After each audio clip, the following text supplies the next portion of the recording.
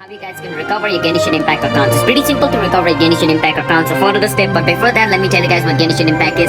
Genshin Impact is an online game and it's like an open world game. So if you guys want to play, you can play it yourself. It's pretty fun. And if you guys want to know more about it, you can visit its official website to know more about it. Because this video is on how you guys can recover your Genshin Impact account. So follow the step which I'm going to be showing you. You guys want to open Genshin Impact account. After opening it, it's going to bring you to its login page like this. Once you're in its login page over here, you want to click on where it says forgot password, because remember your password, so even entering something over here you won't be able to log in into your account.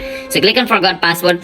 Once you click on forgot password, it's going to take you to miHoYo's account recovery page. Once you're over here, you want to enter your email address or your username. I would suggest you to enter your email address. It would be a lot easier. So I'm going to enter my email address over here and click on next after that. And after it's done, it says you can verify your account via the following method email address. And as you guys can see, I've already entered my email address over here. Now I just want to click on send code. After I click on send code, it's going to send a verification code to my email address, whichever email address that is linked with my miHoYo account. So I want to go to that email to check what code they have sent me, and I have to see that code and type the code over here on my phone again. So I'm going to go check my email over here to see what code they have sent me. Alright, so you also go and check your code. So I have received my code over here, and my code is, everybody's going to receive different code. I received this code, doesn't mean you guys are going to receive the same code. So go check your email for this. After entering the code, you just want to click on next, and if the code is correct, then basically it's going to take you to the page where you guys can change your password. So that's basically how you guys can do it.